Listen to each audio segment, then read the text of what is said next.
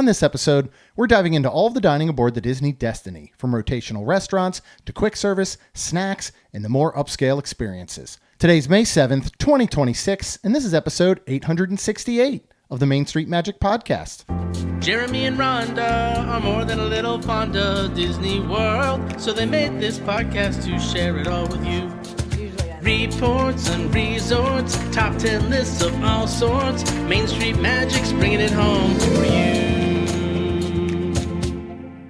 Hello and welcome to another episode of Main Street Magic. I am your host, Jeremy Stein, and as always, I'm joined by my lovely wife, Rhonda. Hey guys! If you want to be part of the community and join the conversation, get the latest theme park news, as well as live streams from the parks and resorts, head to Facebook and search for the Main Street Magic community and ask to join. Make sure you check us out on the web at mainstmagic.com, as well as follow us on Facebook, Twitter, and Instagram at mainstmagic, and on TikTok at MSM Podcast. Planning a trip to Disneyland or Walt Disney World can be overwhelming and at times just downright frustrating. But don't worry, because Mouse Dining removes the frustration of booking Disney dining reservations, alerting you when they spot availability for your desired restaurant, date, meal, and time. Visit msmfriends.com to use this free service.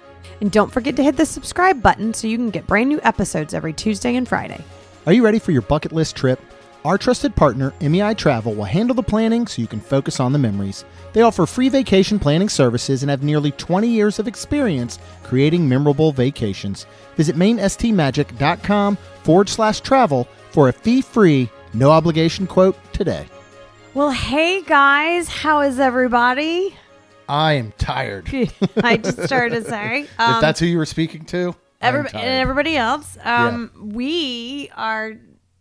Wow, we got back from the cruise, and I've been telling all my clients, like, when I say we hit the ground running, like we've barely stopped. Yes. We are we don't have any plan apologizing for the next couple weeks until May 21st, and then we will be back in Disney in our camper. Yeah. And our oldest daughter will be a high school graduate. Yes.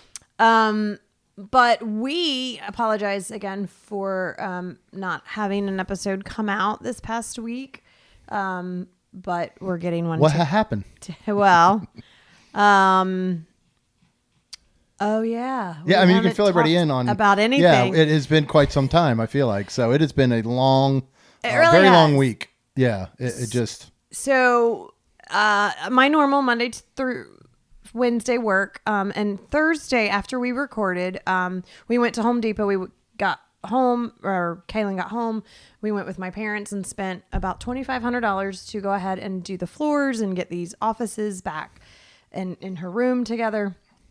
And we got in her room and unfortunately found a leak that, praise God, was not under the slab. Mm-hmm. It was coming from our bathroom, which is on the other side of Kaylin's old room wall, now the office wall. And praise God for my daddy, because we had to go back to Home Depot, not only fix a leak, but rip up and get brand new floors, and it only cost us $800. Yeah. And replacing the flooring in the now new office, old Kaylin room, was not on the agenda. It was not. So having to do that set us back an entire day in everything. Yes. But it is put together. The office is 99.9% complete. It's gorgeous. I will. The floors are gorgeous. We'll do like a live tour when there's the last couple things I want to get up. Everything looks great. I think it's a better space overall for us. Is that going to be for and Wonderland what we need to do? Maybe. If you didn't see, we have so much going on. So go out to our socials. We're bringing Wonderland Crew, our Patreon group, back June 1st. But I think it's going to work out as a better space overall for us. There's more room, in a sense, the way we have it laid out. So I'm excited. I'm excited. We have a few more things to finish to get Kaylin all done on her side of the house. But what good news this maybe means for some of y'all is we had to downsize a few things, some items that I am going to open like a eBay front store, whatever. And we're going to have some stuff listed. Just some of the things that we don't have space for, we couldn't hold on to, that we've either had sitting on shelves or they were part of the old office. So once that storefront is all up, we'll talk about it. We'll post it in the groups. And if you want to go out and buy some stuff, buy some stuff. And that will all basically, whatever we make from that will go right Pay back for our into floors? paying for these brand new, beautiful floors, which by the way, looks so much better than I think the old ones would have in this room. So kind of one of those blessings in And also disguise. another blessing was, yes, I agree with you. And another blessing was the first time we did the floors was 8 years ago. Yeah. So thank God it wasn't like a year or two. Right. And I'm excited for Jeremy because, you know, when we first moved into this house, this was not the plan for him to work from home. He had a day job. So in all honesty, he was not excited to come in here and with his, with things he's learned and things, he's like, I got to talk about it. So he's told me, and I feel bad because I'm like, well, I don't know what to do. I'm only in here a few hours. So it was funny because when we got to rip up the floors and make this entire place brand new, I was like, all right, let's get light floors for one, because it'll make it feel bigger and everything. And then we painted the office. And when we came in, I was like, you put your desk. However, if I need to face a corner, like I got in trouble, that's fine. I don't care. So I think, I'm really happy that you're happy because I like it. I want you happy. I do. I like Good. it. So, all that being said, let's talk about Disney food. Destiny food. This both feels like it was yesterday and like it was forever ago. It sure does. So what we're going to do is we have it broken down by the quick service options, rotational dining, and then the extra paid dining, because we did both Enchante and Palo Steakhouse. We sure did. So let's start first, Rhonda, with talking about some of the quick service and what is up on the pool deck, which is Mickey and Friends Festival of Foods. So this is up on deck 11 forward, and that is the pool deck area. And this includes Mickey's Smokestacks Barbecue, Daisy's Pizza Pies, Goofy's Grill, Donald's Cantina, as well as Sweet Minnie's Ice Cream. Which was a soft serve. Yes, which is their soft serve. Okay. There's a rotating flavor of the day. Then there's chocolate, vanilla, that are available all of the time. Mm-hmm. Now, one thing to do when you get on here is you want to keep an eye on the hours, because these have some odd rotating hours. Yeah, they do. Like, for example, most of them will shut down at 6. Some of them, like I think it is Goofy's Grill, will stay open from 6 to 9, but then it shuts down. Then Daisy's Pizza Pies opens back up. It's available 9 to midnight. The other ones are available more like around, I want to say it's 11 or 12 to 6. Minnie's Ice Cream is open most all of that time. So the reason we say that is there was one evening specifically where we said we're going to skip our second rotational dining on Pirate Night, which was going to be at World of Marvel. And we thought, we'll just eat up on the pool deck. There's all these different options. Right. Well, we get up there about 6:10, and everything is shut down except for Goofy's Grill. Which, that's what I wanted anyways, which worked out fine. Yeah. But, so just keep an eye on the dining. Of course, in the Navigator app, it's going to give you all of that listing. So when you're making plans like that, just know, because we possibly would have gone, we would have changed something around. So we kind of got up there maybe around 5:30. But have no fear, folks. We tried something, at least I know I did, from every single one of these spots. Yes, we did. Let's start off with the one that I know you didn't get an opportunity to try, but Correct. Mickey's Smokestack Barbecue. Yes. So this is barbecue, and they have sausage. They have brisket that they're cutting right there for you. They had pulled pork. They had chicken, so different sides like mac and cheese, coleslaw, I think baked beans. Now, I did not do the sides, but there was one point where I was like, I need to go, and actually this will include Donald's Cantina. I said, I need to try these two, and this was on the last day. It was prior to 6 o'clock, so I was told Rhonda, I was like, I'm going to go up, and I'm going to try them. Okay. So I went to Smokehouse Stack first and said, can I try the sausage, the pulled pork, and the brisket? And I feel like there might have even been one more. And did they look at you funny? No, not at all, because they're ready for that. So they basically gave me an entire platter. No plates, nothing. It's the platter. And they set it up like a butcher's board. Oh, wow. You know, like you would get at Polite Pig. But here's the difference. This is not Polite Pig's barbecue. No. It's not great.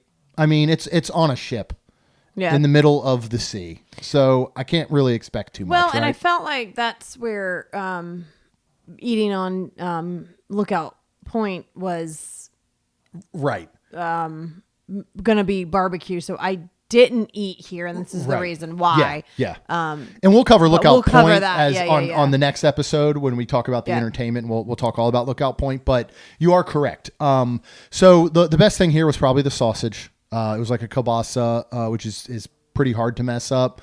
The brisket wasn't the best. You know, what I would think for this is, you know, you can go around the corner to Goofy's Grill and they have these pretzel buns. And you can get, and we'll talk about that in a minute, you can get just a pretzel bun. They are serving was it a sausage or was it like a brat? It was a brat. Oh. They're serving brats in it. And so I said at one point, like, then can I just get the bun? He said, sure. I would go, if anything, if you really wanted the brisket, I would pull it off. There's a lot of fat. There's a lot of like muscle in it. So you really had to get the good pieces and maybe make a sandwich, but I just don't think it's worth it. The pulled pork, this was... There's sauces available. There's a whole sauce station there, but it needed a lot of sauce because it was just one that had been, you know, it is made in mass quantities and it's sitting there. And so it toughens up a little bit. It's a little bit dry. It was more on the apple cider vinegar flavor that they had probably used to help season it. So it wasn't the best. So, you know, I think out of all the options that are there, which there's 4 main food options because we're not counting ice cream, this is probably my least favorite of them all. Okay. Donald's Cantina will be my number 1. Well, it's a burrito and for a guy who loves Mexican style food, burritos, tacos, quesadillas, whatever, I should have eaten here more than once. There's just so much to do and there's so much food. It's hard. Mm-hmm. So finally I had the smokestack stuff. I tried a little bit of everything and then I went and I got a burrito and I ate that entire thing. Oh, there is steak, there's chicken, there's pork, carnitas, there's a vegetarian option. Honestly, this is like a little mini baby Chipotle on the ship. Oh, wow. And they're rolling this big, nice burrito. I mean, they've got the best rollers in town up there. Probably used to work at Cuban cigar factories or something. And it was absolutely outstanding. I loved it. You can get tacos there. You can get the quesadillas. And all of it is that go down the line and say, I want this protein. I want either cilantro rice, brown rice, white rice. I should have done a bowl. You should have. I know. A bowl would be excellent here. Tacos, they serve 3 at a time. They even have the little I saw holder, a guy the little metal have holder. it. Yeah. Like Donald's Cantina for me was way up there at number 1. I'll let you touch some on Goofy's Grill and Daisy's Pizza Pies because now I certainly ate more pizza than you did, but you did get to have some. I did. It's fine. Goofy's Grill, I had the chicken tenders and fries. You actually went with the burger. I did. So discuss the burger and some of the options there. I thought it was really good. I think they have I think they have the whole side, you know, like lettuce, tomato, pickles situation. And then they have condiments on the side. But I really liked it. It was on a regular and it's a cheeseburger. It was on a regular bun. I will say that my daddy saw another guy ask for like a double patty because it is a smaller patty. Not quite smash burger, but it's definitely a thinner burger than if you went to a restaurant and got like a quarter or third pound burger. And they, of course, gave him a double patty with cheese, and it was great. It was a big burger then for my daddy, but he ate it and it was great. I really liked it. I thought it was very good. You gave me a bite. You dipped into your sauces, your mayos and your mustards and all that. And so, I got to have a bite and I thought it was really good. I mean, and what I love about that, when you look at smokestack, there is not a big smoker on board, right? Yeah. Here, they're cooking these on a griddle. Right. The way you're going to go to a bar and grill or diner and you're going to get a burger. Mm-hmm. And then they also have that bratwurst, which you can get with sauerkraut if you want. That comes on that pretzel bun. Yeah, my mom I don't remember what she got, but she literally got sauerkraut. And I go, She did a burger without a bunch and had that's like right. a lettuce the lettuce wrap thing. burger. Yeah. And I was like, you're literally going to eat just sauerkraut. And she's like, yep. And I'm Yeah. like, okay. But I really did. And the pretzel bun was good. Like I got that on the side. I actually ended up, because it's split. Yeah. Because they're putting the bratwurst in it. So I got my chicken tenders and I actually put a chicken tender in the pretzel bun. And it was good. So I thought Goofy's Grill was best. very, very Yeah. good. Was second to me behind Donald's. Oh, but yeah. You guys the didn't best get to for try me Donald's. because Yeah. I didn't get to try it. Daisy's Pizza Pies is fine. So we got a pizza of the day, which was... But there wasn't a pizza of the day. Well... This goes on my complaint list. Yeah. My complaint list, I think, has only 2 because there items. was And this is one of them. supposedly a pizza of the day, correct?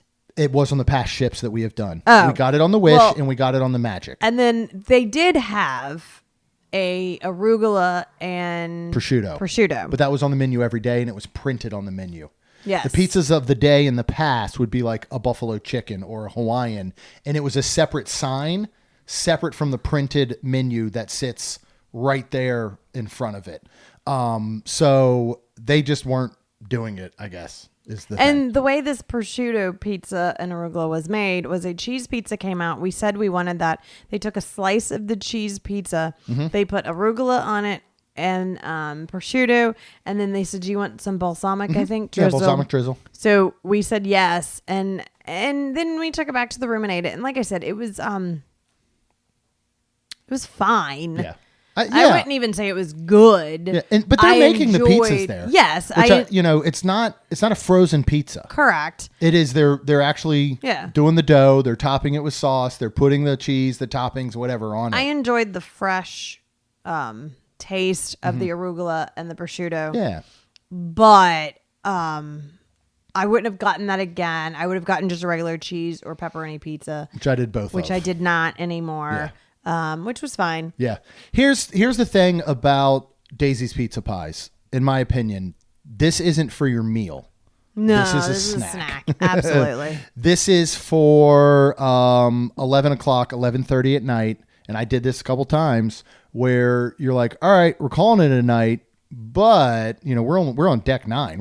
We're 2 decks below this. Yeah. So I would go up there before heading back to the room. I'd grab a slice or 2, pepperoni, cheese, and then I would go sit, watch 15, 20 minutes of whatever was on Tunnel Vision playing up there. And to me, that's the time to have it. Yeah. Or it's that mid-afternoon. Yeah. We're like, you know what? We got the late dinner at 8:30. I could go for something. I'm just going to go grab a slice of pizza. Yeah. When we did the Magic, no, we did not try it on this one. You remember... they will do gluten-free crusts. Yes. And Amy got them. Yes. And we found that on the Magic, at least, those pizzas were better than their standard pizzas. Yeah. Which it's a thinner crust. It's crispier. Mm-hmm. It was really good. So something to think about. You can also go up and say, I want a whole pizza. Yeah. And if they don't have one available right there, ready to go, which they almost do, they'll make you one fresh. Might have to wait 10, 15 minutes. So Minnie's ice cream. What flavors did we get that week? What were some of your favorites? There was no banana, womp womp, which we were very sad about. That's number 2 on my complaint list, and then my complaint list is over for the Destiny. Well, that's it. Yeah. They had a blueberry soft serve that you could swirl with chocolate. I thought it was interesting. It was weird. I liked it. Didn't they have the strawberry the next time? Which then it was strawberry swirled with chocolate. And that was really good because Agreed. It was like a chocolate covered strawberry and it was fantastic. Yes, I liked that. I really, really enjoyed that. Of course, it's vanilla is really good. I don't eat the chocolate by itself. I don't swirl it with the vanilla. I either do vanilla and then whatever else. So, but yeah. I love this option up here. Big difference that I feel like we noticed is they are serving you. Yes. Everything here is pretty much they're serving you where we kind of found on past and I got to say, for the ice cream specifically, they should be serving you. Yeah. You know what I mean? I think that's I'm a good okay with idea. it, That's the one I didn't mind. Yeah.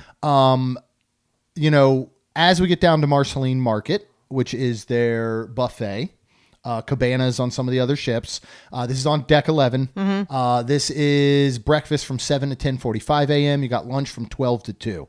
Very small window for lunch would be, if I had to have a complaint 3, You know, I understand though you can't close it. I wish they would close breakfast at maybe 10 and open up lunch at 11:30, and have it go to 2 to have a little extra time. Yeah. But we noticed within Marceline Market compared to Cabanas, which we've done on other ships, that this was 90%. Yeah. They serve you in your portions. There was not much that you could serve yourself. Which but in a lot of ways is good. Yeah. Because that helps with the portion control and that helps with the waste. Right. The only place I don't And like people it. touching. Yes. The only place I don't like it is when we get to the shrimp and the crab claws. Oh, yeah. Because their definition of a lot is very different than mine. But talk a little bit about Marceline Market, some of the items that we had there. We really only sat here and did a full meal on the day that we got on the ship. We never really made it back for a full meal because you and I had Enchante the second day for a lunch. I'm trying to remember. The third day we had brunch at Palo, right? Day 4, I think we finally stopped back in. Like, so we really didn't do a full meal here other than that first day where we tried most of the items that were available. And I will say that I do feel like breakfast and lunch was normally they'll like switch things up and it was all the same. It was pretty standard every single day. single day. Except for last sea day, which does include the Mickey Churro waffles At the for kids' breakfast. At the kids' station. Yeah. So I will say, we ate the first day and I really liked everything. I did too. Because the fourth day, I think that's when we ended up going. I went back and I was kind of happy that they had the tikka masala like sauce. And then what do you call that? So a couple of the standouts I would say was there is kind of an Indian African inspired area that has that chicken tikka masala, which was very good. It has the paratha bread, which is kind of like a naan, but they had that with the tikka masala sauce was outstanding. There was a station that had, I know one day it was like the steak tips and chicken. Another day it was Cajun turkey. So that was a self-serve one. There's a lot of good options here. You know, for breakfast, you've got everything from eggs Benedict ready to serve to your eggs and sausage, waffles. Salmon. My mom and daddy love that.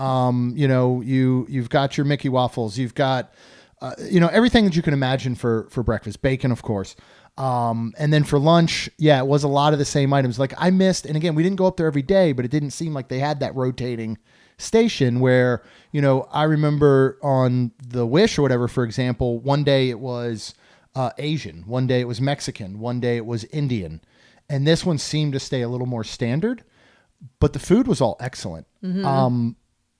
There were never snow crab legs. No, there wasn't. Which I was surprised. I was very surprised. Because they're cheaper than these stone. Yeah, they had stone crab instead, the Jonah stone crab claws, which I love. They're actually my favorite of any kind of crab claw or they're leg. expensive. But they're expensive normally, so cool there because I definitely ate a good amount's worth. Yeah. But they're very, very hard to get into and to eat. Yeah. They take a lot of time. And when you're only open for 2 hours, you don't really have that time the way that I could put down some snow crab legs. So that I really missed having those there. Yeah. But I do think it was cool that they had these stone crab claws. I did eat a ton of shrimp, though, of peel and eat shrimp. They also had a cooked shrimp. Yeah, that was good. I ate some of that. Yeah, I ate quite a bit of that. It was better than the peel and eat. I enjoy it, yes. Yes. So Marceline Market is that place that has something for everyone, though. This, I will say, this, and you could go up to Festival of Foods. I know we've talked about my parents were always very, very simple in their eating, very particular. My dad is still that way. And these are two places that they could easily eat. They could easily find things that they would enjoy. Yeah. So I think that's really good to have. So if you've got that picky eater in your family, you're going to want to really focus on breakfast and lunch. Yeah. I will tell you that. And you're going to want to kind of get your fill there. But overall, how did you feel if you had to think about comparing Cabanas to Marceline Market?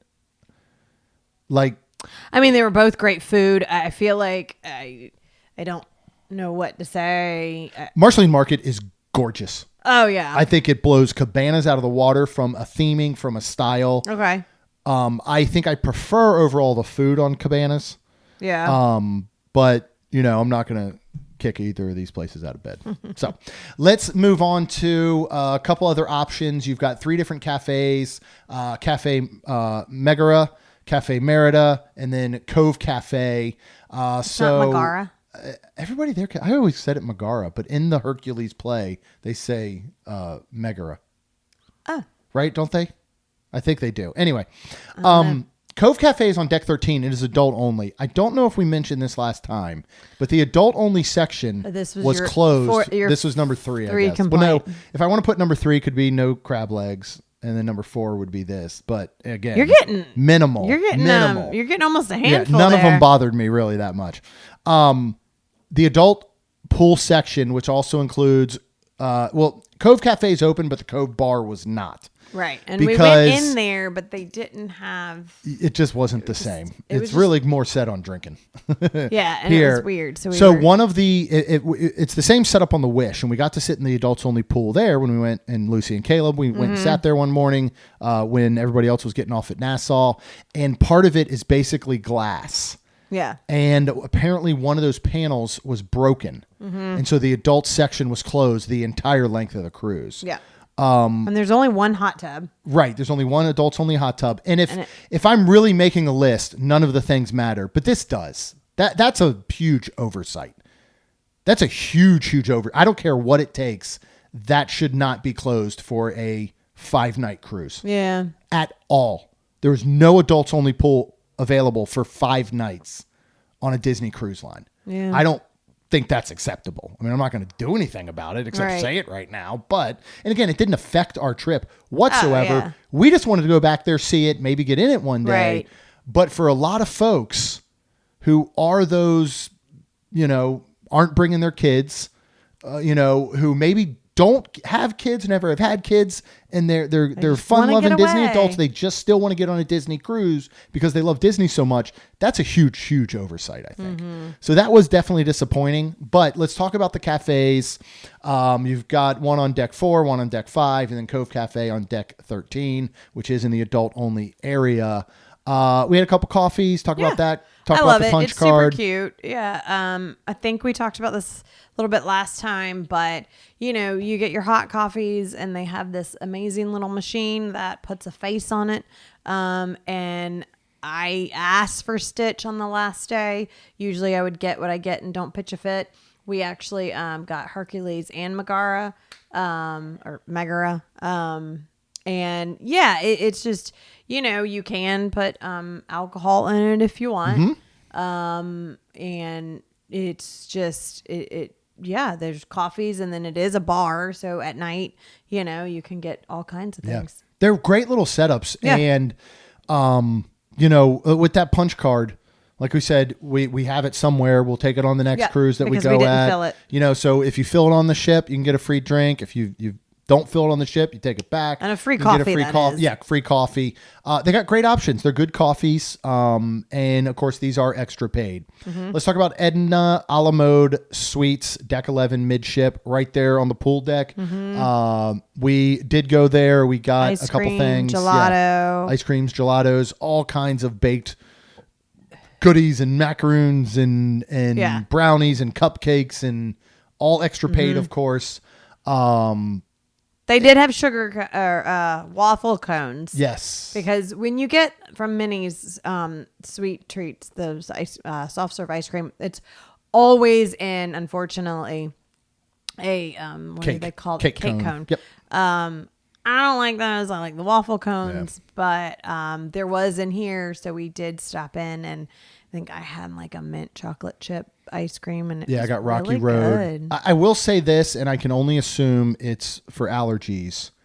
If you like peanut butter flavored sweets, which I do very, very much, I think there was like one option that had something peanut butter. Yeah, there's not a lot. There was like nothing with peanut butter. And again, I can only assume that's for allergies, 100%. Which is totally understandable. But it's a good spot to stop in. It's one of those where I like to stop in here and you get a couple treats, and those are the things you keep in your room. Yeah. So when you get back late night, you don't necessarily want to order something from room service. Maybe you didn't bring anything sweet on board. The little chocolates they're going to leave you with your towel animal just isn't enough, but they are delicious. It's a Dove chocolate.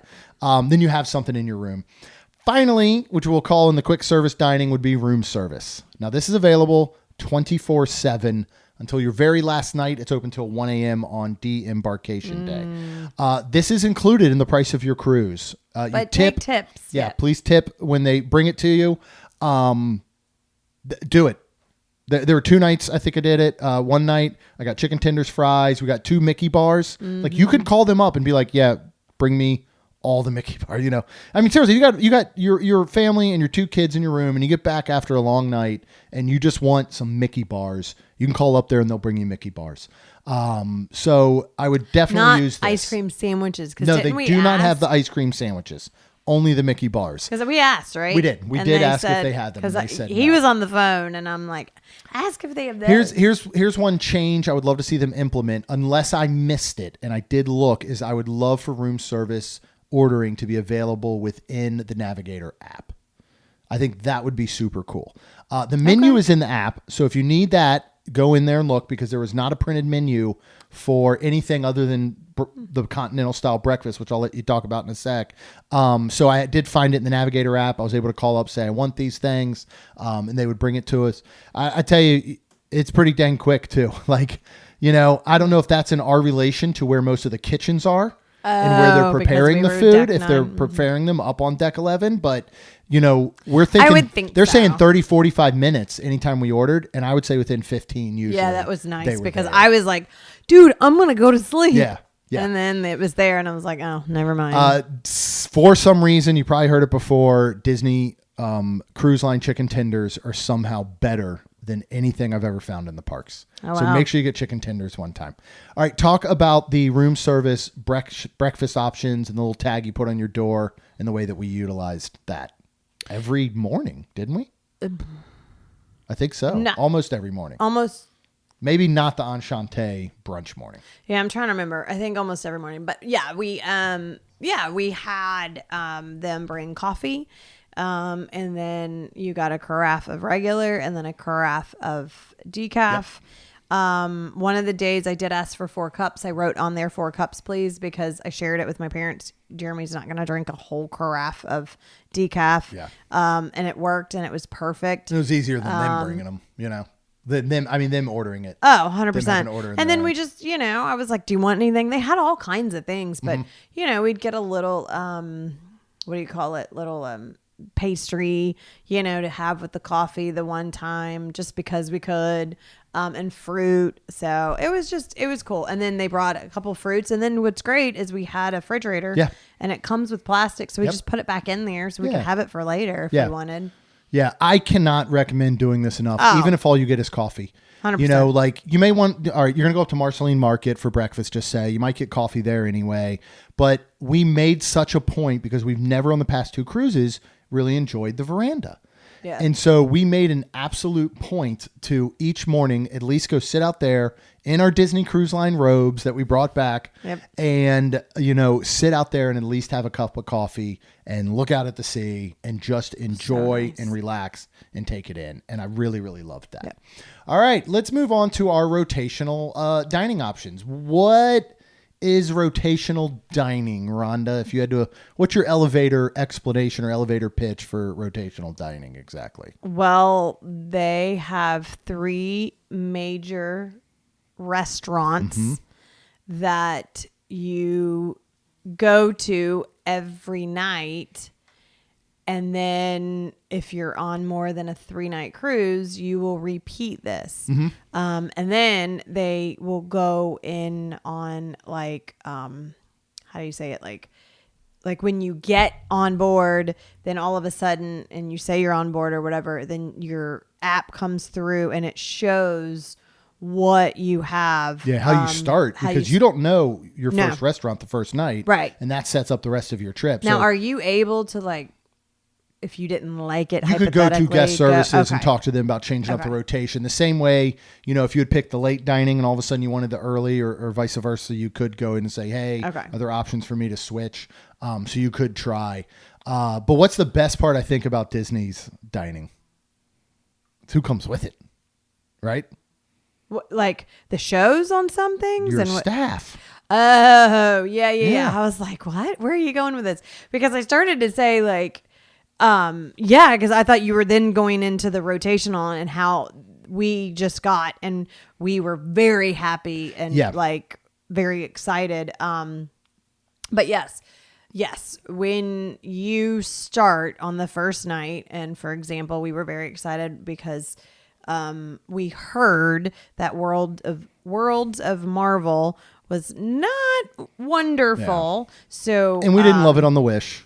Right. You know, their Marvel Quantum one. The food, it's okay. Yeah. So we were very excited. To get it out of the way. Yeah, we were very excited. That was our first night dining. With that being said, when you find out and then when you go to dinner on the first night, you meet your entire dining crew, which is, they follow you to every restaurant. Yeah. And it is just fantastic. They are with you the entire time. Yeah. It's just great. They get to know you. So awesome. You get to know them, you know, like your parents would have decaf coffee each evening with dinner, and they knew, funny. They just knew right away. You ready for your decaf? Yep. You know, they know what beverages you're going to order. When you have kids, this is absolutely incredible in the way that they take care of your kids. You know, if you are gluten-free like Amy, you tell them once. That's it. Yep. You don't have to worry every night about sitting down. Okay, do they know that I'm gluten-free? Do they know? So you have your server, you have your assistant server, and then you have, I can't remember that third title. It's basically like a maitre d' that will come in about once every single evening and just check. Yep. You know, they're kind of running the house there and all of those servers. We had Shannon, who was wonderful. We had a 4-person table, which I was very happy very nice. About. And Amy, our incredible travel advisor with MEI Travel, had put that request in. It is not guaranteed, but Correct. It worked for us. And the reason we say that is we have nothing against other people, right? Strangers. But you know, here we are with your parents, who we don't see a lot now. Right. On their first Disney cruise. You know, we hadn't done one obviously in 2 years. It's on this new ship. And, you know, you could be sad as a 4-person with a table of 6 or 8 with folks that you don't know. And so we kind of just wanted that for us, you know, and so it worked out really well that way. You could do the same thing if there's only 2 of you. You can request 2-person, but they're very, very minimal. And so you most likely will get paired up with someone. would hope if you and I go. And here's one of the main reasons I want it.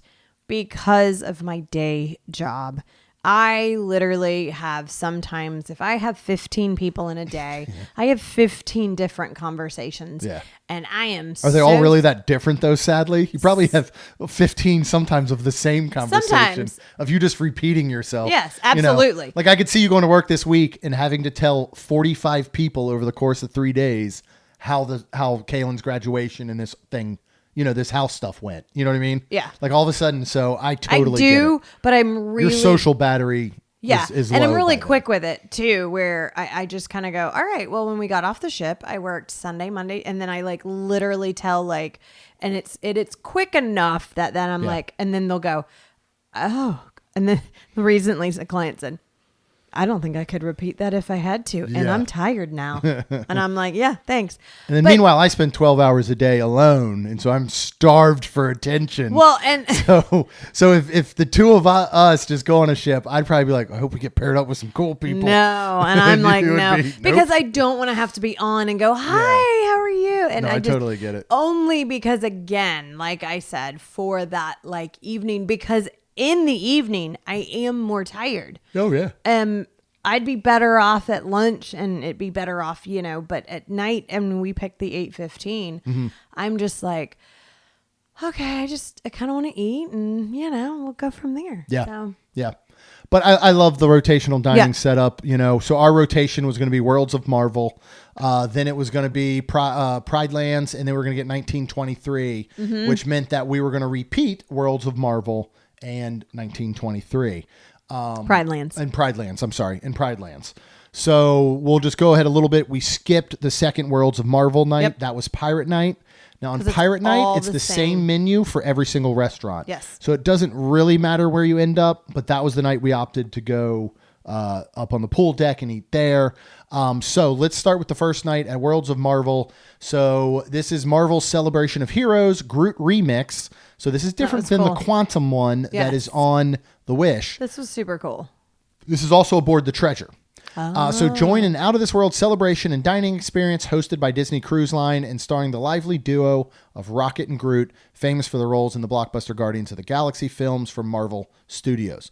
So you kind of get a little bit, if you are familiar with this setup, it's the same setup as the one on the Wish with the screens, the look, everything, right? Even the silverware and the plates and all are the same from the Wish. And so there's all these screens and there's going to be kind of a show that Rocket and Groot are bringing you. Yeah. Now what's cool here is there is, instead of the quantum thing that's in the middle of the one on the Wish, it's similar, but it's used because there's going to be trivia throughout on these screens. Yeah. And there's 4 buttons that are around this little quantum thingy. Yep. I don't have the name of what they're calling it in front of me, so I apologize. And the buttons will light up with 4 different colors for you to answer. Now they're not keeping score. You're not like going against other teams. I wish they were. But in my head, I was. And we won. You did really good. It's a lot of fun. And it'll be everything from they'll slowly reveal a character and you have to say who it is to, multiple choice questions all throughout the Marvel Cinematic Universe. Yep. So it's a lot of fun. It's entertaining. It keeps you going in between while you're waiting for your food. And obviously you're eating. Yeah. So each night at these, you're going to get a bread service. Of course, we're going to talk about this first night that we ate. Every restaurant will come with a bread service. If you remember from our Magic review of dining, the bread services at every single meal was awful. And unfortunately, that did continue at this restaurant. Let's just see what happens at the others. But they have a marble loaf with red bell pepper dipping sauce. The red bell pepper dipping sauce was fine. It was almost like a red pepper hummus. Really. Yeah. And then my mommy didn't eat any because she's allergic to bell peppers. The marble loaf is like it could be used as a weapon. But they also have little butter balls, so yes, at least they do. And they put that with everyone too. So at least you can just have bread and butter if you want. But bread service here wasn't great. Wouldn't really fill up on it. No. So the way that we're going to do this is we're going to talk about our specific items that Rhonda and I ordered. Rhonda's parents sometimes got the same thing or different. We're not going to talk about their items that were different because a lot of times we didn't try them. I can tell you that they were happy with most of their items. That's because we usually did try them. We really didn't try most of theirs. Not on this. This. No, not on this ship. Yeah. In this experience. And so we're going to talk about these, but what it will give you is an idea of what, and this is how we do restaurants at Disney World. Yeah. Ron and I will go and we'll get maybe an appetizer or 2. We'll each get an entree. We'll get a dessert. And usually based on that amount of food, you can tell what the overall quality is of a restaurant. Yeah. So you'll be able to get the same idea. So let's start with the showcase apps. You ordered the Dill and Meyer lemon marinated shrimp manola. It comes with English cucumber, a creme fraiche, and salmon caviar. How did you feel about this dish on that first night? I absolutely loved it. It was so refreshing and it was so good. You felt like it was too chilled. much dill, right? It had a little extra dill for me, but again, I don't like pickles. And I loved it. Dill. It was fantastic. Yeah. Also, each night your Shannon will actually tell you what is like recommended through all of them. Because if there's like 4 different ones, she'll tell you, and this was recommended. And I would say 80% of the time we went with her recommendations. If she had short of her maybe recommend, I don't think she ever did, like, here's a tofu, right. But really we went with most of her recommendations, and this was a good one. Yes. Very light, very fresh. The shrimp, as of course, are bigger than Boathouse. So I went with the steamed bao buns, seared ginger, orange pork belly, toasted sesame seeds, pickled daikon, spring onions, a mirin soy honey glaze. They need to take the S out because it is one bao bun. So it's good. This, to me, this was just like getting the bao bun during any festival at Epcot. But I liked it. It's good. It's not great. I think that it's safe. Here's the overall thing, especially once we get to the entrees. This is what we have found at both of the Marvel restaurants now, on the Wish, on the Destiny. This is what I tend to hear, or we hear time and time again from other folks. The food at the Marvel restaurants, for whatever reason, is probably the most bland on board, which does make it the most safe. Yeah. There isn't a lot of seasoning going on. I don't feel like they have enough butter and cream in the back that they could be putting into more dishes. Okay. And that's kind of how I felt about this bao bun. It was safe. It was middle of the road, as the kids maybe still say. It was mid. I don't know if they still say that one or not. It's probably but it wasn't so far as trash. Okay. Is that okay? But it wasn't bus. I don't know, right? man. So we're gonna go. Here's gonna be our I don't even know what are they? We're not Generation children. what? This goes from bus to mid to trash, I think. But anyway, I would get it again, but it tastes like something you'd get at a festival. Okay. So from the Sokovian kettle, they had a white cheddar and broccolini soup with toasted cornbread sippets. This was pretty good. This was just a good broccoli cheddar soup. Yeah. It wasn't bad. Wasn't great. It was middle of the road. I would have loved it in a bread There bowl. was salt and pepper on the table, which There was was. really good because you could put salt and Yes, pepper all in it. and we found that we needed that a lot here. Yeah. Let's move on to the entrees. So you were very excited, and this was a vegetarian dish. Yeah. They had a ricotta gnocchi, a fontina cheese, caramelized grape tomato confit, broccoli rabe, and arugula pesto. Talk about your ricotta gnocchi. Which, again, 8:15, I was really happy because, even my parents were like, well, we just won't eat much. And it just made me so laugh because, on the first night, I think they each got like one or two things, not much. But then after that, they Fourth night, they're like, this side of the menu? They were. It was so Like we were running funny. some nights we were running out of place to put. We food, really I feel were. like, to put plates. But I really shockingly enjoyed this dish. I cleaned my plate. Like Yeah. I was very, very happy with it. I really love the portion sizes yeah. because there So is good. so much to eat on a ship. Yeah. And when you think about, well, you know what? I kind of want 11 p.m. pizza. But you're eating at 8:15. I'm glad that there are these nice portions. And as we said last episode, there is so much waste as is and food waste. A lot of times this isn't going to go to waste because it's not these big gigantic portions. Right. I went with the Golden Mystic pasta. This had caramelized scallops, angel hair, a Chardonnay lemon saffron cream, roasted vine tomatoes, and Savoy spinach. This was very, very underwhelming. Yeah. This was and I don't want to use the word was very- worst, so I'll say this was my least favorite Well, it's very plain. entree that I had. and It was so plain. very.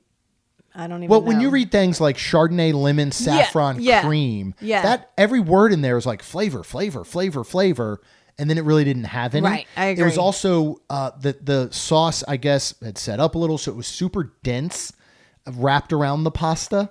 So it almost made the pasta seem even less than al dente, as though it was undercooked because it was so dense. Yeah. The scallops were pretty good. I enjoyed them, but I'm going to find better scallops later in the cruise. Yeah. So if it's one of those where, like, if you really like scallops the way that I do, I would hold off on the scallops at Worlds of Marvel. You'll listen to some other options when we had them, and then I would save it for those, and I would pick a different dish at Worlds of Marvel if I were you. All right, let's move on to the dessert. First thing we're going to say is if you want to know how any Sunday on the ship is, Rhonda will give you her dad's phone number and you can call him because he had a Sunday. They have a special Sunday at every meal, and he had it, I think, every single night. I think he did too. And these are awesome. Every one is They good. really Some are better are. than others, Yeah. but every last one is good. It's in your old school, like diner, big Sunday glass. They're filled with ice cream, whipped cream, usually some kind of sauce. They'll be topped with different things. This one happened to be a Pim donut sundae. Yes. So this was dulce de leche ice cream, pecan brownie, caramel fudge sauce, chocolate glazed mini donut, and whipped cream. Mm-hmm. This was actually what I ordered that night. It was good. It was outstanding. There's a really donut on top. Yeah. It was Was a it good a good donut. donut? It was. It was a good donut. It's a miniature, like a smaller donut, not like a duck donut size, obviously. Oh, yeah, and mine was but kind of really good. mid-size. What did you get? I got the quantum key lime pie, key lime curd, a raspberry gel, and whipped lime ganache, and it was so good. Like it was just I don't know. It was so good and refreshing, and just I loved this. Yeah. I got to say, whoever the pastry chef is and the pastry teams and the dessert teams on these ships they don't have to go this hard. Like every dessert is a masterpiece, really. Yeah, it really I mean, is. this isn't just a slice of key lime pie. Yeah. They're all done in different ways. They all look like they're straight out of Festival of the Arts, but full-size portions. everyone is a piece of art, and they all are wonderful. Like we'll go through and see if we get to a dessert we didn't like, because I don't know if there was one, honestly. I don't remember either. Like off the top of my head. So we'll see if we get to one. All right, we're going to move on to Pride Land's Feast of the Lion King. So this is exclusive to Disney Destiny guests, so no other ship currently has this. Takes you into the African savannah as you walk down the entry hall, leading you into the main dining area, which is a stylized version of Boma, of course, at Animal Kingdom Lodge in Disney World. A place where families and communities gather to eat, sing, and tell stories. Talk about the environment, talk about the theme. It's amazing. Yeah. It's very, very Animal Kingdom Lodge. Like the carvings that are on the wall, take a look at for sure. Yeah, they're all hand carved. Like it is gorgeous. It is lots very of details. Lots of it. And very Animal Kingdom Lodge. Like, and when you look around, you'll feel like, it's incredible. There's these like interior faux windows that all have cutouts of animals and trees, and it basically is going in there is like being on the savannah at sunset. The way the lighting comes through these faux windows and cool. Highlights the silhouettes of the animals and all. All of the furniture, of course, is stuff you'd find like an Animal Kingdom Lodge. In the center is a small stage area where the show is going to happen. Now, unfortunately for us, our table here was in the kitchen. Literally. We were one of the tables all the way against a wall, not furthest away, but against the wall where all of the servers are going in and out for beverage and some serving. So it wasn't ideal. No, our space here. No. But I guess, can you talk about the show? Because this was really, really disappointing for me. Yeah, and I think it was because where we sat. There were no exterior speakers, which I don't understand why there aren't speakers throughout. They have great voices, and they were fantastic. The show unbelievably was talented. Great if we would have had a better seat. Yeah. I thought so. I liked the songs. I liked the... Agreed. Where we were, this felt like dinner, and then... Oh yeah, there's a show going. You know what I mean? Like it felt like a complete afterthought to me. Think about Tangled, right? Think about when we went to Tangled. Yeah. That was the Magic, right? Tangled was on the Magic. That was a show. That was the Wish too. That was a show, and that was one you could understand, you could interact with. This was not. Well, again, they are super talented. Their voices are amazing. It is very similar to Festival of the Lion King at Animal Kingdom. Yeah. Where they come out and they introduce themselves, and there's kind of one from each of those four corners, in a sense. And then they sing some of the songs. But I couldn't understand anything that they were saying in between songs because of the fact that I couldn't hear them. Right. Because there were no external speakers lining those back walls. So just for me personally, I was really disappointed in that. Now I might feel completely different if we had a better table. I think you would. Okay. Because I was trying to pay attention, but then it was hard. It was really hard. But I will say, fortunately, the food, as the kids would say, hit. Yeah. So let's talk about it. I was okay with not seeing. There could have been zero singing, zero. This could have just been a restaurant like Boma. And I would become back still praising it because of how good the food was.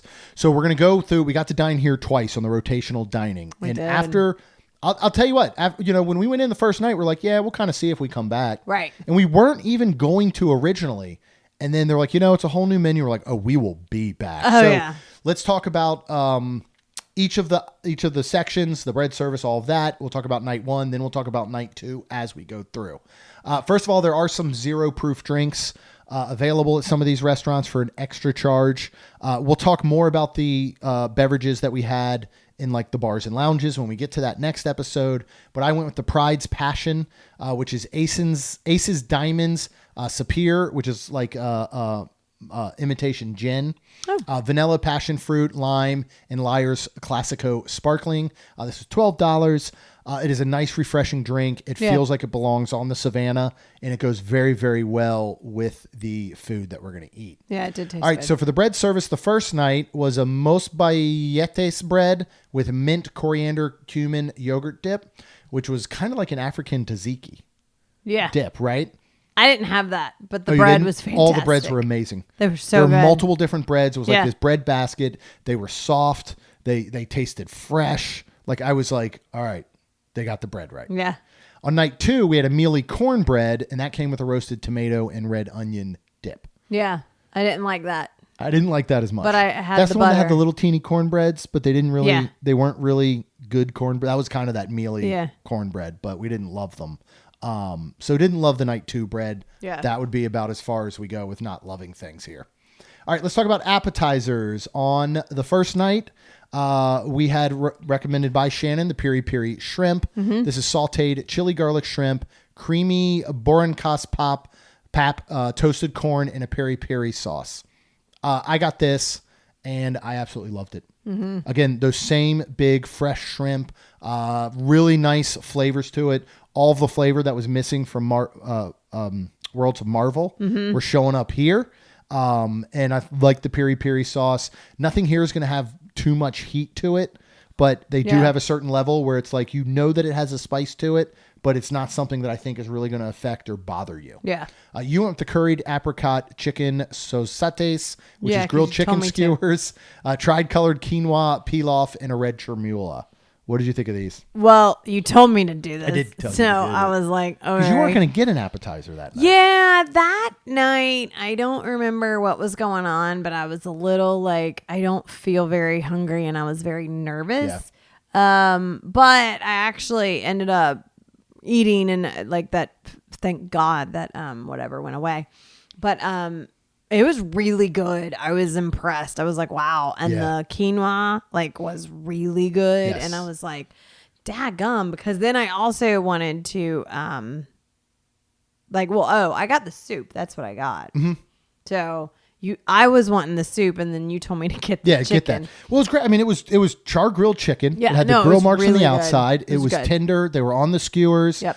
Great flavors to it. And then we went with the roasted red capsicum soup, which comes with the toasted pao bread crostini and his sun-dried tomato sofrito. It was good. This was like It was really good. Indian-inspired tomato bisque. I thought it was outstanding. Yeah. I made a point, and you'll hear, to get whatever the soup was, to get a soup every single night, along with my appetizer. Yeah. And so this kind of kicked that off, and I loved it. was good. Let's move on to night 2. The recommended Mufasa's boba Thai hand pie. This is turmeric spiced lamb and beef, sweet golden raisins, garlic, ginger, and a tomato apricot chutney. It is this little hand pie empanada with your dad got it too, with a super flaky crust around it, really buttery, like where it has that shine on it. And then it's filled with this spiced lamb and beef. This tasted like something that would have come from a festival, but at the end of the festival, you put it in your top 5 of the festival. Nice. Like, I thought they knocked it out of the park with this. I absolutely loved it. Awesome. You went with Zazu's shrimp pilaf. Yes, with because- smoked paprika sausage, okra, and tomato. That was also a what do you call it? Recommended? Yes, by Yeah. Shannon. Oh yeah. Oh, I forgot. I went with this because again you told me to. Because then I wanted the butternut squash soup. The shrimp was really good, and the like the rice and but there was okra. There was slimy okra. Yeah, your dad and ate I that did from not it. like Yeah, that, 'cause but it was really good. You eat fried okra though, right? Yeah. That's because that's the only kind of Yeah. okra I'll tend to eat with Yeah. both. I mean, I guess it was hidden in like a gumbo, I would, but it is slimy and disgusting otherwise. And I thought it was great. good. Tell you, this is one of those things. Like, I eat a lot of shrimp on board. Yeah. You know, not only the peel and eat and the cooked shrimp at Marceline Market, but I feel like almost every meal we've had some sort of shrimp, and they're killing it. They're crushing it. All right, talk about the kabocha and butternut squash soup with chives and harissa yogurt. You were so excited for this I was so excited. because of the butternut squash soup that is available at Beaumont. Correct. Is it the same? No. Is it as good? No.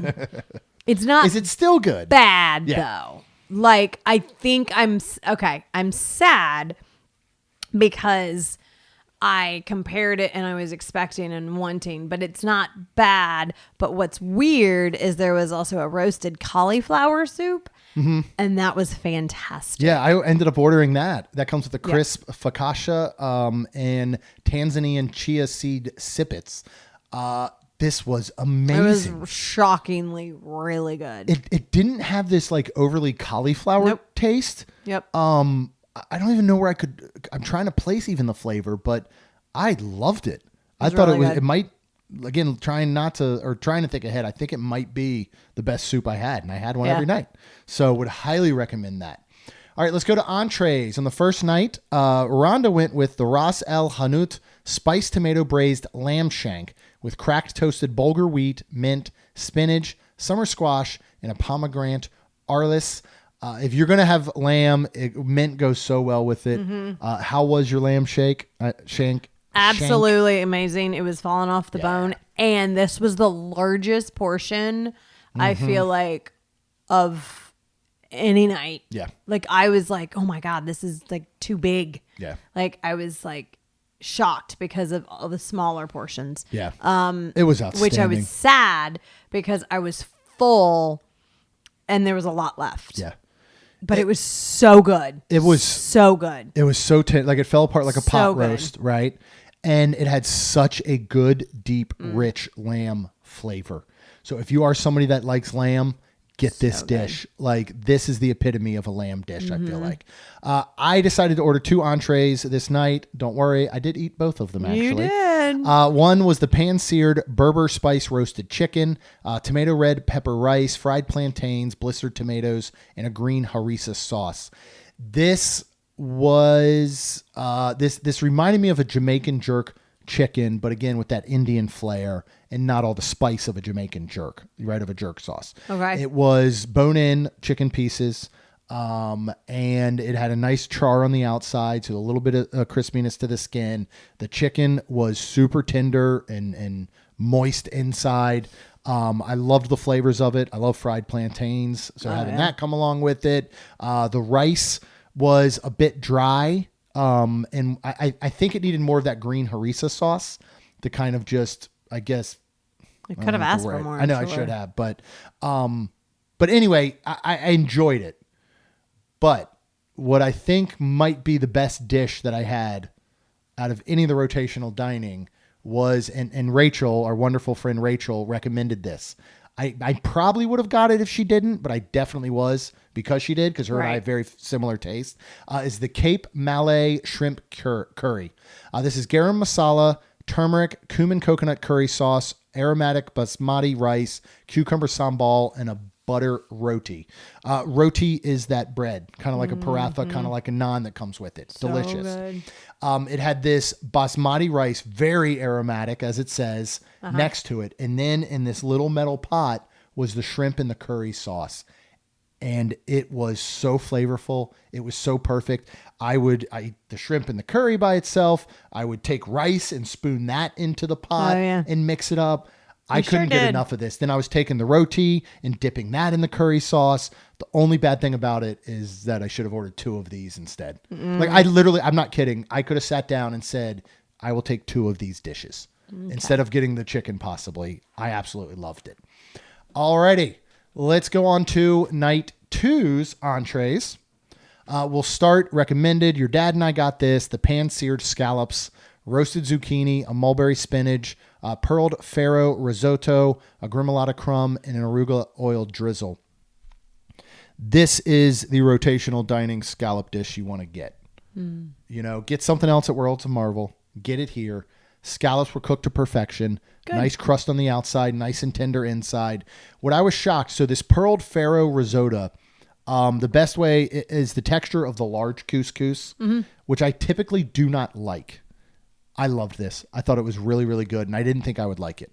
Based on looking at it and the size of them, I didn't think I was going to. This was probably maybe second favorite dish, definitely a top 3. Okay. I was just blown away by it. Nice. What did you go for? Which, again, I think you were very, very excited about. I was, but I was also sad because of the... Actually, the portion was a lot smaller this time, but it was pumpkin ravioli. This is buttered broccoli, honey roasted hazelnuts, allspice lemon dressing. And I licked my plate clean. Like, I think I even took bread and was like sopping it. This was so stinking good. Yeah. So good. I enjoyed it. It wasn't heavy on the pumpkin flavor, but it was though. fantastic. But it was it reminded you of a fall So dish good. or of, I would say, African Indian inspired. Yeah. Like, there was So good. no, about that. So I wasn't going to get 2 dishes this night, but then Shannon, had to get the scallops, right? Shannon recommended the port wine braised center cut beef short rib. This came with a mangala mash, long green beans, and crisp shallots. This was tender. It was good. It relied heavily on the sauce that was on it, which I thought was flavorful and delicious. And I really enjoyed this dish overall. It was like a nice Sunday dinner type meal in the winter because it had that mash. It had the short rib. I didn't get a lot of flavor from the actual short rib because I think it had so much sauce on it. But I would still recommend this dish, like if you like short rib. You tasted this, correct? Yeah, I did, and it was good. Yeah. I mean, but I wasn't like, oh my God. I just loved my pumpkin ravioli so much. Yeah. All right, let's move on to desserts. First night, we went with a couple desserts. The warm chocolate malva pudding. This is a decadent chocolate pudding, apricot jam, warm buttery cream sauce, and vanilla ice cream. Thoughts on this one? Really good. Wasn't that like a... Kind of like a lava cake. A little bit of a lava cake style. It was really good. Next up was the creamsicle cheesecake, vanilla cheesecake, orange mousse, orange segment glaze, and a chocolate sauce. Rhonda is smiling. Very so good. Oh, so good. It was fantastic. Tasted just like a creamsicle, but in cheesecake form. Right. And like, it was fantastic. All right, then we got the passion fruit layer cake. This is vanilla butter cake, passion fruit, white chocolate ganache, a passion fruit glaze, and a strawberry hibiscus sauce. I'll be straight honest, I don't remember this one. I don't think I liked it. I know I have a photo of it. I don't think I liked it. Yeah, I this took one must not a have been bite great and I was for like, us. no, I don't like Okay. it. But my creamsicle cheesecake was fantastic. I just don't think the passion fruit worked for us in here. For whatever reason. I don't think I like passion fruit, to be honest. That could be, yeah. Period. Okay. All right. We won't get it again. All right. Let's move on to the night 2. We had a banana pudding trifle. This was a recommended dessert for the night. This is vanilla bean pastry cream, bananas, cookie wafer crust, chocolate decor, and whipped cream. This is banana basically pudding. banana pudding, right? Yeah. But done very, very well. Yeah. I like the vanilla bean pastry cream that kind of came on top, which set it off maybe a little bit different. It is served in kind of like a trifle glass where you really got to get your spoon down in there to get all the different layers. But I enjoyed this a lot, and it was a really good ending. If I even tasted it, because Rafiki's Sunday for this night was a vanilla bean ice cream, caramelized bananas, banana bread, caramel sauce, chocolate chips, and whipped cream. So I was like, I mean, I'm kind of having a banana Confusion. pudding in yeah. like ice cream form. So I was like, I think I remember being like, if it tastes just like banana pudding, I'm good. I'm going to eat because I want to eat all this Sunday. I mean, it had chunks of banana bread. Legit banana bread it was in it. so good. Yeah. Real pieces of banana. Yeah, the caramelized bananas was kind of at the bottom. You'd get that, like the banana bread that was in it, the caramel sauce, like holy I think it was moly. the best Sunday of the week, Well, if I remember correctly. yeah, but there was, remember, there was an Oreo one that I'm sad I didn't that's get. right. Your dad did get an Oreo But one. my the dad one got night, it, yeah. and then he gave me a bite, and I was I think like, that might be at our next Man. location, 1923. But first, talk about the warm Puff Puff donuts. They're African drop donuts with a hazelnut dipping sauce. oh yeah, they were just donuts. They were not. They were literally just like They were regular sugar Yeah, donuts. I ate cake one, donuts. and I'm like, No, not cake, yeast. You would call them yeast donuts, right? They're Yeah. not like, yeah. They were. Donut holes. They were, and not very great Yeah. ones. And our daughter works at Dunkin' Donuts. Right. We can have her bring home 500 of these. 100%. I didn't like it. The hazelnut sauce was really like weird, and then chocolatey tasting, not hazelnut tasting. I remember this because I was like, "Oh, this is dumb," and then they just were in a bowl like weird. Yeah, presentation was lacking on this one. So But I mean, again, I'm eating the this bananas are desserts more Rafiki than Sunday, made up for it. and Yeah. it was so good. Heck yeah. So good. All right, let's move on to 1923. This is on, I believe, every single ship. Celebrating the year where the Walt Disney Company was founded, features a theme honoring Disney's animation legacy. It's got curated displays of animation cells and props, serving gourmet meals like steak in a sophisticated setting. This has that sophisticated old Hollywood So they setting have a Walt side and they have a and a Disney. Roy side. I mean, yeah, Roy sorry. side. And there's animation everywhere from all the decades and decades of Disney animation and Pixar are these cells, and there's so much history in this restaurant, and it does have a nice, sophisticated, elegant setting to it, which I really, really enjoy. Yeah. All right, let's start with the bread service. This is fig and olive bread with a honey butter dip.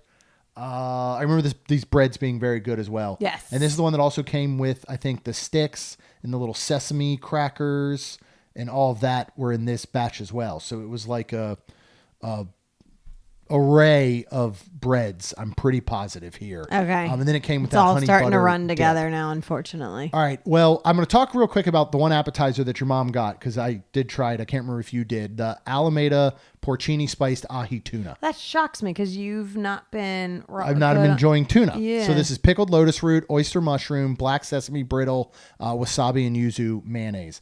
This was really, really well done, seared peppercorn spiced ahi tuna. Now, I don't know that I would have ordered the whole dish for myself and wanted to eat it, but if you like ahi tuna, you're going to really enjoy this, and I would recommend it.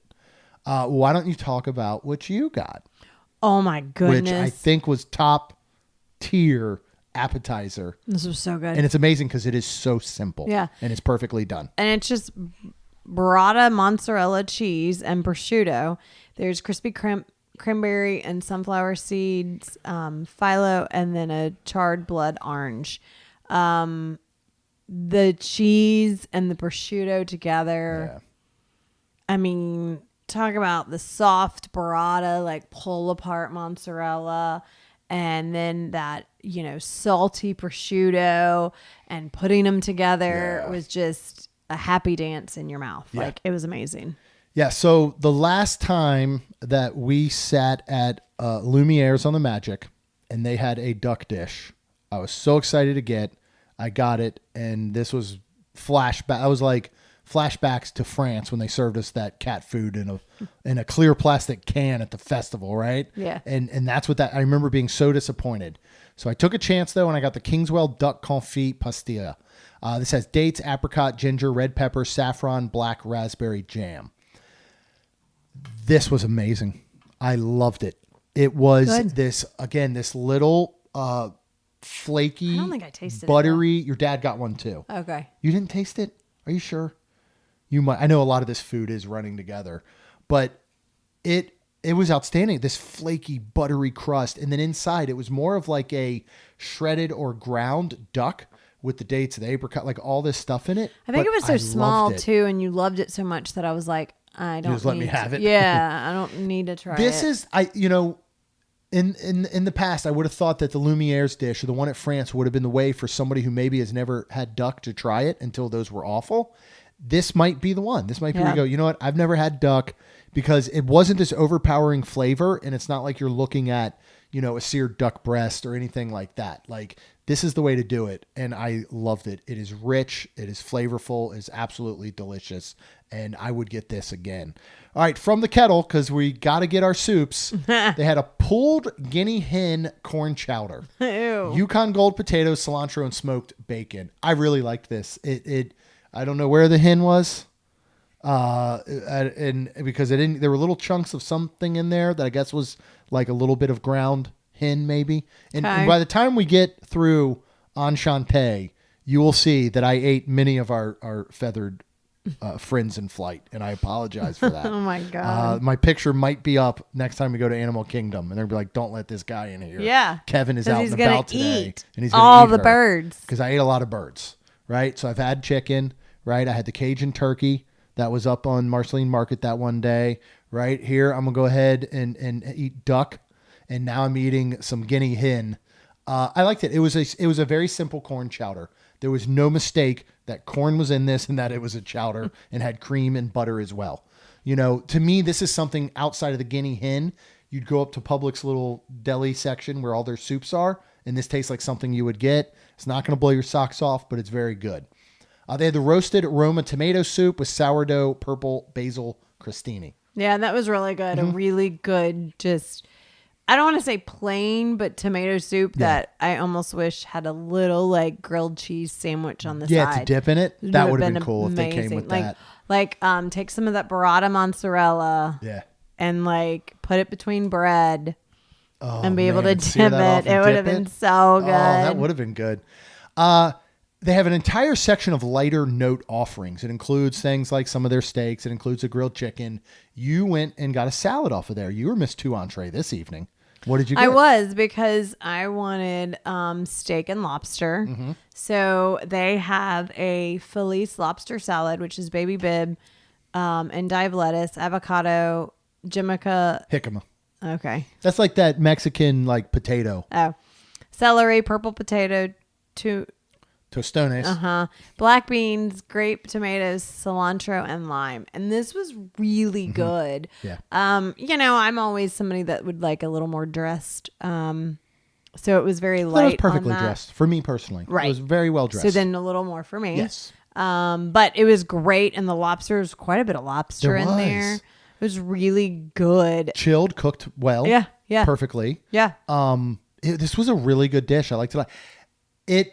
It was a step up, but reminded me of that lobster Caesar salad from the festival. Is that currently at Flower and Garden, or was that Festival of the Arts? I'm so blurred with them, but you know the one I'm talking about at America that we got? Yeah, sure. The lobster was prepared the same, like a poached lobster. Yeah. There was a good amount, like you said. I really enjoyed this. I mean, at the end, because we're going to talk about, I had a filet mignon. Like, I went through the rest of it, and you didn't leave much left, but I was like picking out any piece of lobster that I could find, and it went really well with that dressing.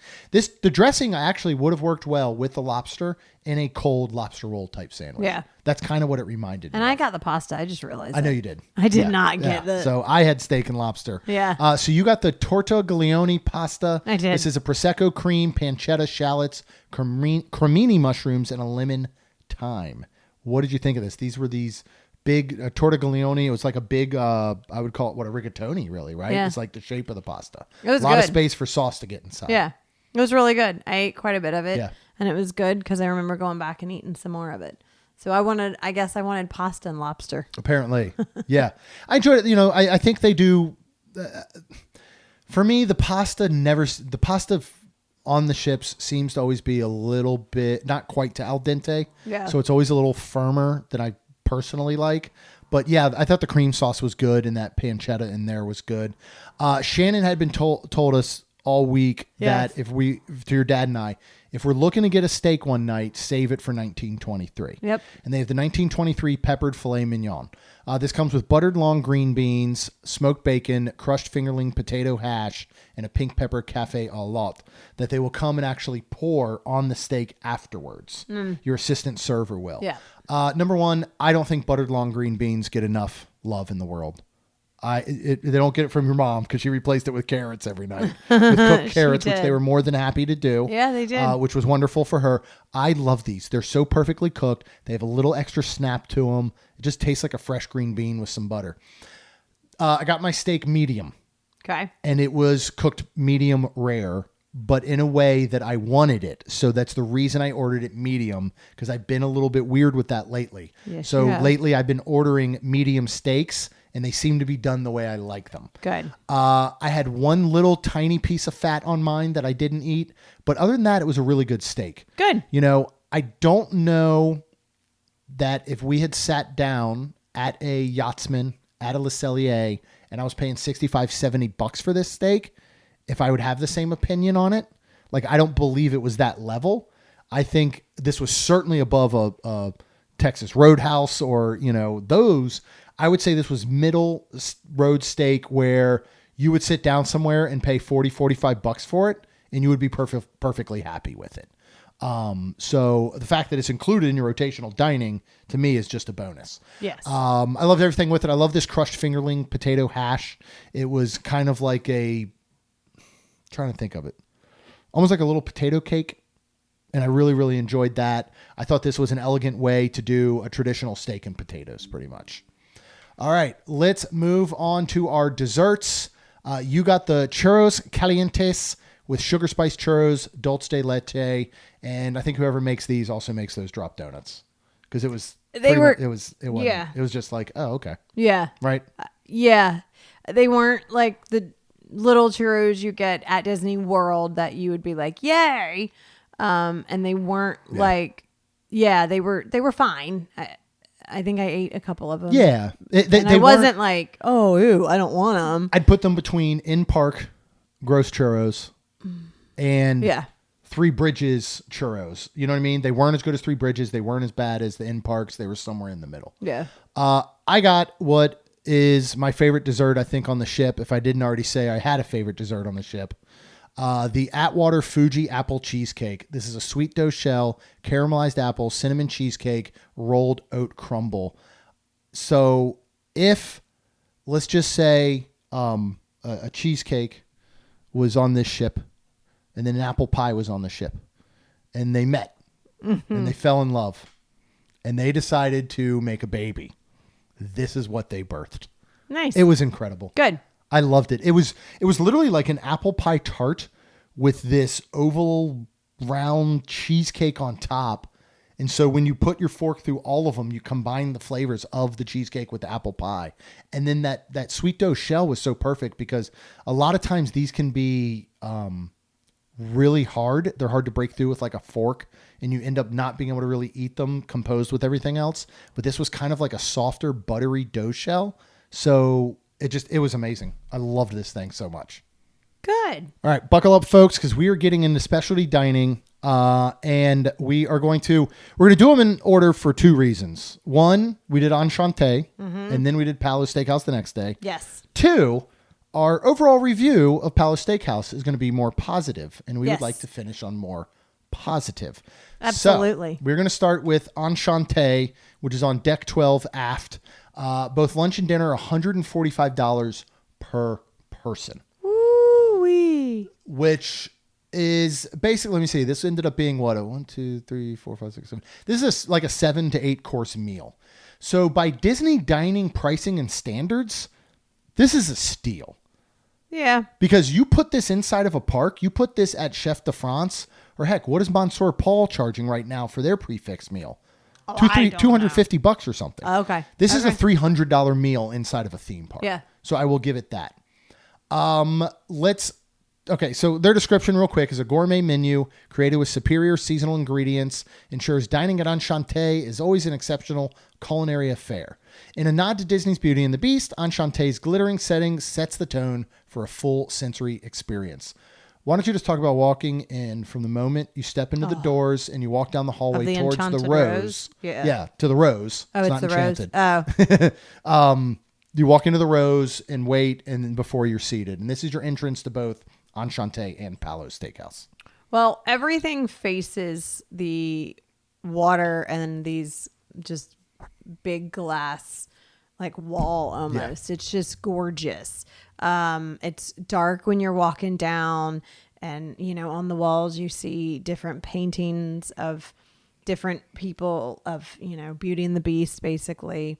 And then in the center is the Rose and it is just amazing. Gorgeous. Yeah. Like, I felt a little underdressed. I felt like I needed a nice black night cocktail dress in walking into the Rose. But we were eating lunch at this point, at least for our lunch. So. But when I did walk into Enchante in my dress, I did feel better. Yeah. Because it is lighter, it is brighter, and it is just, it's fancy, but yet I felt very comfortable. Yeah, we wore our light Tommy Bahama outfits basically, which I felt like fit perfectly. Yes. I agree. The chandeliers, the place settings, everything on the wall. This place is gorgeous. And all of our tables that sat faced the water and then the what do you call them? Because you don't call them just servers, right? Yeah, I feel bad. we have so many of them. But the servers would stand in front, so you wouldn't have to look away from the beautiful outside of the water. And everything. They would never come. Like again, imagine we're at a round table facing the water. they would never come stand between us on our backside because it would take our attention away from the water. Right. And what I will say before we get into the food and all is that and this is where it did remind me some of Victoria and Albert's, is that every detail is there's no detail overlooked, is what I should say. Yeah. From the fact that this design and decor, and when you walk in and the chandelier represents Lumiere and specifically Be Our Guest in the popping bubbles, right? From champagne. To the fact that when you sit, they will offer you a glass of champagne, which of course we said no to. Correct. But they will offer you that. To the fact that they never stand behind you, so you don't have to turn away from the water. To the fact that there is a small ottoman table in between our seats because they know that we have phones, or Rhonda may have a purse, or I may have a purse. I don't know, or whatever. We have to set down on that, and that has a place for us to sit. Yeah. There is absolutely no detail that is left out of this place in the entire experience. Yeah.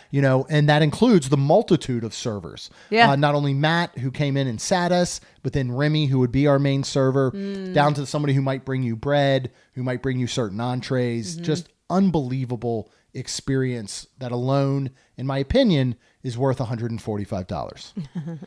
Let's talk about the food.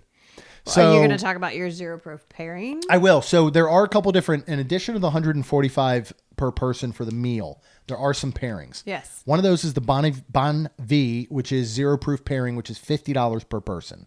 So I went with that. I'll have to count up the drinks, but it was 6 or 7 of them. And kind of like, Victoria and Albert's, I did not want to do this because of all the different foods. And I knew I could taste Jeremy's anyways. Yeah. So there's no need. Right. You can add a wine experience for $135 per person. They have a champagne journey for $180. And then they have a Grand Cru, which is like super fancy wines and champagnes, I think, for $280 per person. So in the menus, first of all, which is really cool. So there's this little dock, like I don't even know what you would call it. There's this little thing sitting on the table. You're like, what's this for? Oh, yeah. It looked like a button and I could push it. And you could. And then the thing came out. Right? But to hold the menu. Yeah. So the menu is specifically designed to be hands-free. Yeah. So they come and they place the menu on here. And not only that, it's shaped like one of the flames from Lumiere. Yep. On one side says Enchanté, and it tells you a little bit of the story, kind of like what we read to you. Yes. On the other side is the menu. Yes. Now you have a choice of picking between a passion menu or the potager menu. Passion is seafoods and meats, whatever you want to call it. Potager is vegetarian. Now you can swap some if you have to. In hindsight, I think we should have done one of each. And I would recommend that to anybody that goes, because then we would have had the opportunity to taste everything here. And the potager might have been It could have been. better. I don't know. Yeah. So spoiler alert. So I have photos brought up so we can look. So first, they are going to bring you, this is not listed on the menu. This will be our first course. They bring you an amuse-bouche prepared specifically from the chefs. Rhonda would like to discuss the amuse-bouche. What we are looking at, and you can go back and find all these photos on our social media, especially in the Facebook groups, are 4 little bites. And there's 2 different kinds.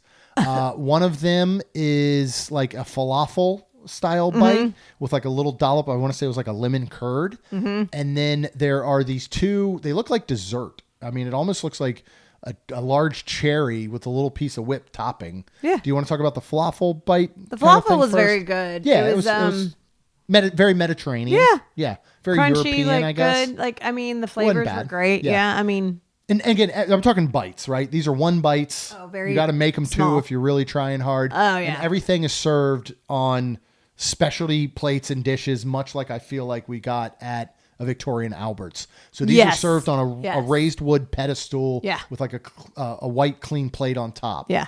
Now go into the other bite because, and here's the thing I will say. And first of all, Remy was outstanding. Another thing about this place But did you understand? I didn't understand. I don't that's what I'm saying. either. Look, Remy was outstanding. Every person in here is gorgeous. First of all. They are. They are. Literally. And Remy was like a French god. I mean, he was just a beautiful, beautiful man. Very. But not only are you mesmerized by his looks, but he has a very thick French accent. And so half of the words we've never heard before, right? Even if he's speaking them in English, we don't know them. We're not familiar. And the other half sometimes are very hard to understand. So that is why I really have no idea what this was I was about to take a bite of. And I take a bite first, and all of a sudden my palate, like my brain and my eyes widen, and I'm like, oh my God, there's mustard in here.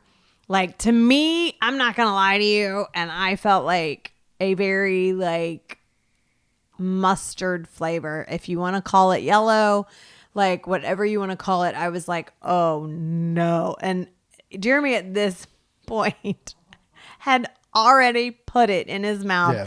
And I'm like... I was chewing. I'm like, he's not going to spit it out. Where would he spit it out? Yeah, this is not a spit it out in your napkin style of establishment like, if you haven't gathered that already. I'm like, oh my goodness. And I watched him eat it, and it was very funny. I did not care for it.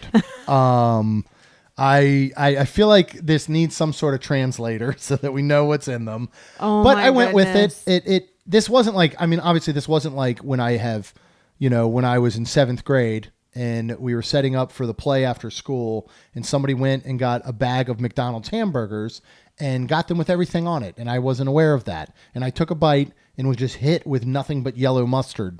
It wasn't like that, right? It wasn't like the time that my best friend Matt, who's somehow still my best friend, while we were at a cookout, decided to come around the corner and with mustard all over his hands and rub it on my mouth. It wasn't that bad.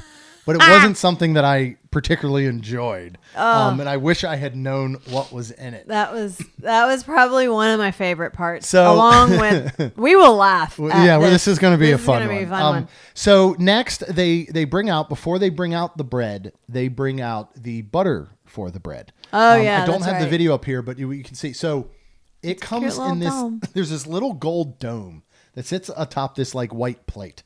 And we're like, just thinking like, what's in there? And then they set down the tiniest pot I've ever seen in my life.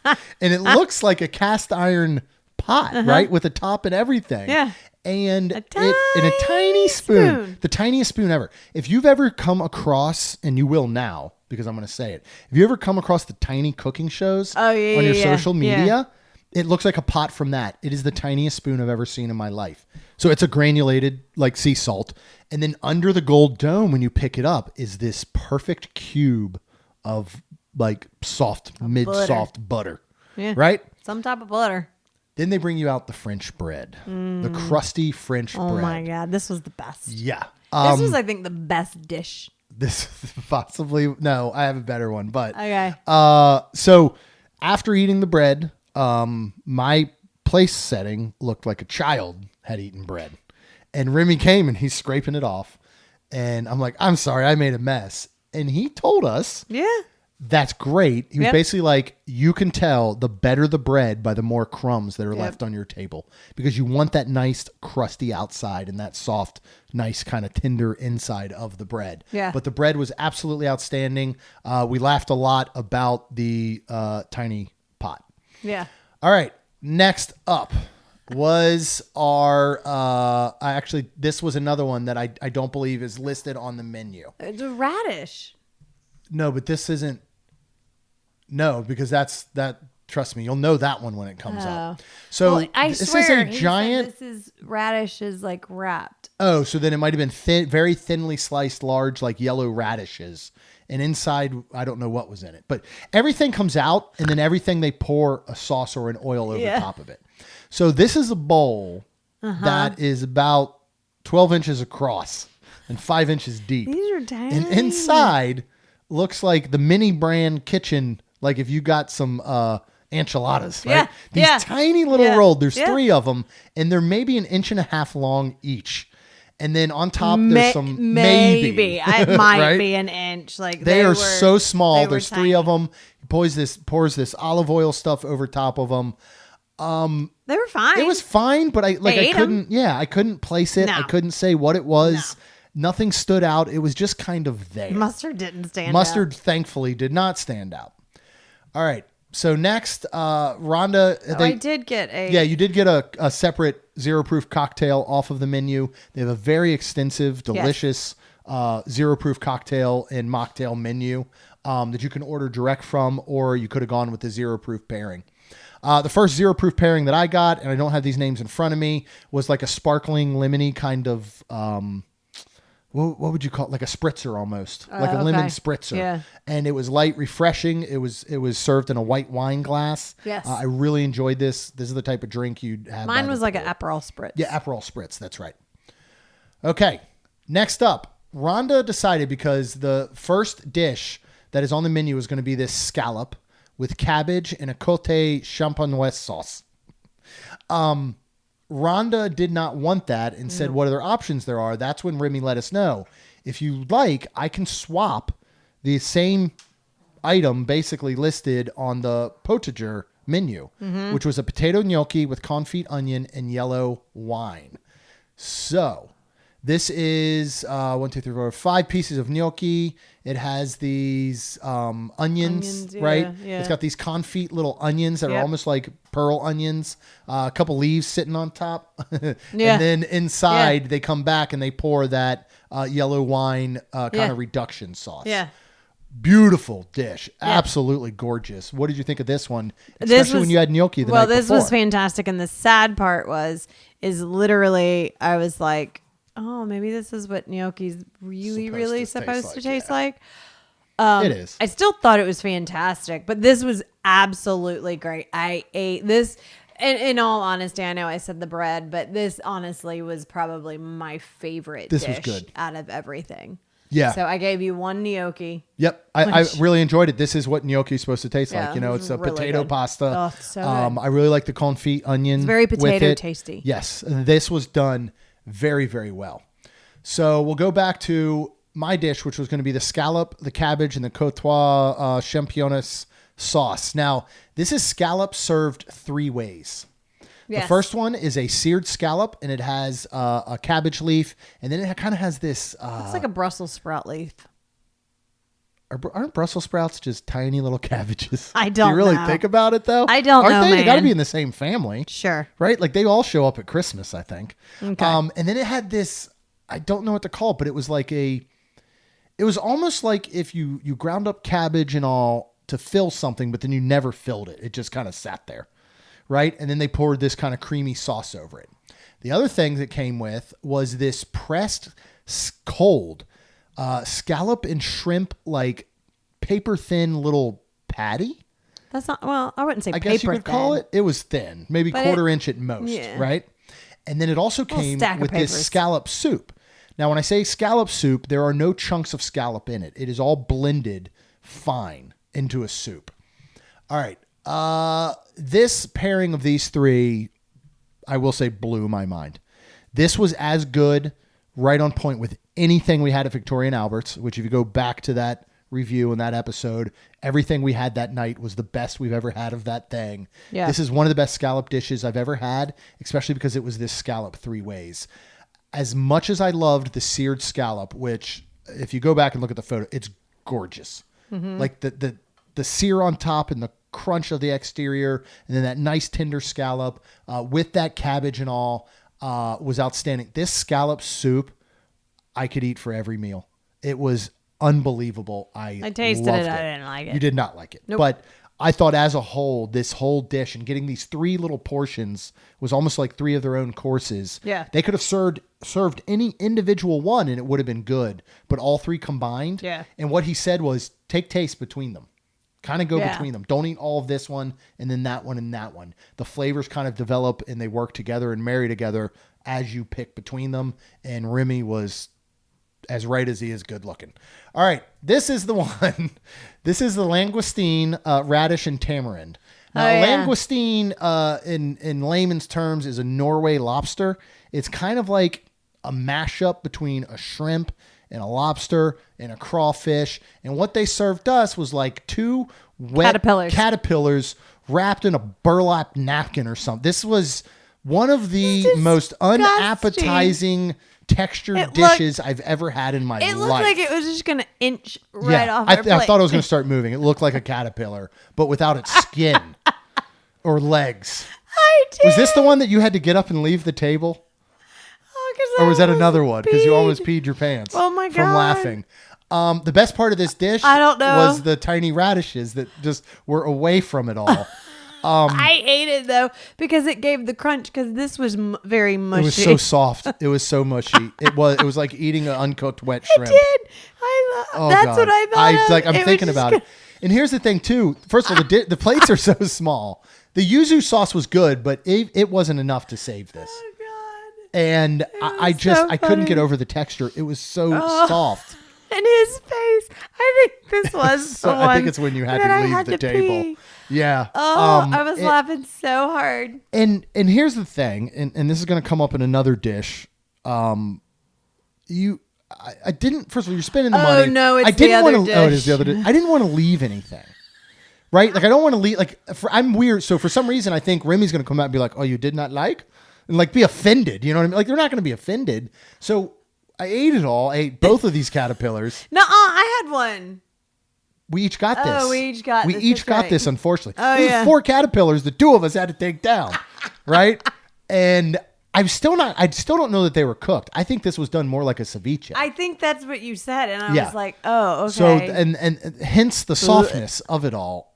This was so gross. And the flavor really wasn't that good. Yeah. But this drink. The next was drink I amazing. got was so good. This had a hint of rose to it. It wasn't as good, but reminded me of that what I can only call the rose bathwater drink I had in the zero proof pairing at Victoria and The Albert's. rose bath. Yeah, because it made me. great. I wanted to get inside of it. That's how good it was Okay. at Victoria and Albert. This was outstanding. It was light, refreshing. It was served in a coupe glass. I really enjoyed this. This was my favorite drink of the evening, or of the day, I should say. All right, next we are going to move on to our fish course. First I got served what I could only describe as Sprite with lemon gel in the bottom. This one was odd to me in my zero proof pairing. I don't know what they were going for here. It was refreshing. It was good. It was it was served in like a glass you would find at your grandma's yard sale. Like it was the only one that just seemed out of place with everything else, right? All right, next we're going to move on to our fish dish. I liked this a lot. This is Dover sole, baby fennel, and a vermouth cream. Again, it comes with the fish, it comes with the fennel, and then they come back around and they pour the cream over top, which I really do love this. Again, nothing here isn't beautiful. They should all win awards for their look.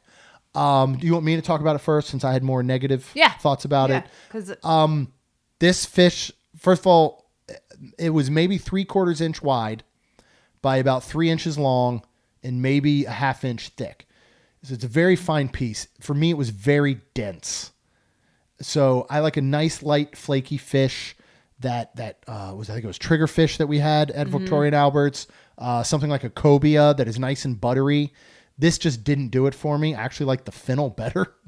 I personally didn't love the vermouth cream. Yeah. But you like this more. And also the really top, did. I think it was the skin that was still on it, but it was, I thought don't it was know. It great. just didn't work for me. So I'll let you I discuss like it. the dense Okay. flesh because too much of a like Please flaky don't use the word flesh again.